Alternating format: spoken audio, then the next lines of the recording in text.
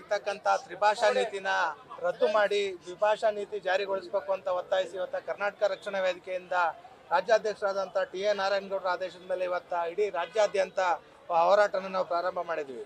ಇವತ್ತು ಏನು ಬೇರೆ ಬೇರೆ ರಾಜ್ಯಗಳಲ್ಲಿ ಮಹಾರಾಷ್ಟ್ರ ಇರ್ಬೋದು, ತಮಿಳುನಾಡು ಇರ್ಬೋದು, ದ್ವಿಭಾಷಾ ನೀತಿನ ಜಾರಿಗೊಳಿಸಿದ್ದಾರೆ. ಯಾಕಂದರೆ ಆ ಪ್ರಾದೇಶಿಕ ಭಾಷೆಗೆ ಮಹತ್ವ ಕೊಡೋ ಉದ್ದೇಶದಿಂದ ಆ ರೀತಿ ಮಾಡಿದ್ದಾರೆ. ಹಾಗಾಗಿ ಇವತ್ತು ನಮ್ಮ ರಾಜ್ಯದಲ್ಲೂ ಸಹ ದ್ವಿಭಾಷಾ ನೀತಿ ಜಾರಿಗೊಳಿಸಬೇಕು ಅಂತ ಒತ್ತಾಯಿಸಿ ನಾವು ಇವತ್ತು ಹೋರಾಟನ ಮಾಡ್ತಾ ಇದ್ದೀವಿ. ಯಾಕಂದರೆ ಇವತ್ತು ನಾವು ತ್ರಿಭಾಷಾ ನೀತಿ ಇರೋದ್ರಿಂದ ಹೆಚ್ಚಿನ ಮಕ್ಕಳು ಏನು ಮಾಡ್ತಾ ಇದ್ದಾರೆ ಅಂದರೆ ಹಿಂದಿ ಕಲಿಕೆಯಲ್ಲಿ ವಿರೋಧ ಇರೋದ್ರಿಂದ ಹಿಂದಿ ಕಲಿಕೆಯಲ್ಲಿ ಒತ್ತಡ ಹೆಚ್ಚಾದ್ರಿಂದ ಬೇರೆ ಸಬ್ಜೆಕ್ಟಲ್ಲಿ ಅವರಿಗೆ ಕಡಿಮೆ ಮಾರ್ಕ್ಸ್ಗಳು ಬರೋ ಅಂಥದ್ದು ಹೆಚ್ಚಿನದಾಗಿದೆ. ಹಾಗಾಗಿ ಹಿಂದಿನ ರದ್ದುಗೊಳಿಸ್ಬಿಟ್ಟು ದ್ವಿಭಾಷಾ ನೀತಿನ ಜಾರಿಗೊಳಿಸಬೇಕು.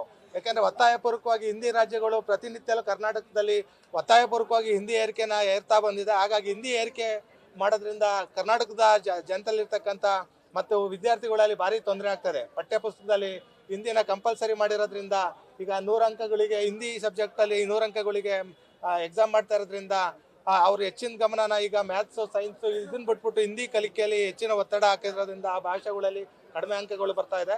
ಹಾಗಾಗಿ ಮುಂದಿನ ದಿನಗಳಲ್ಲಿ ತಕ್ಷಣವೇ ರಾಜ್ಯ ಸರ್ಕಾರ ಏನು ತ್ರಿಭಾಷಾ ನೀತಿ ಇದೆ ಅದನ್ನು ರದ್ದುಗೊಳಿಸಿ ದ್ವಿಭಾಷಾ ನೀತಿ ಜಾರಿಗೊಳಿಸಬೇಕು ಅಂತ ಒತ್ತಾಯಿಸ್ತಾ ಇದ್ದೀವಿ.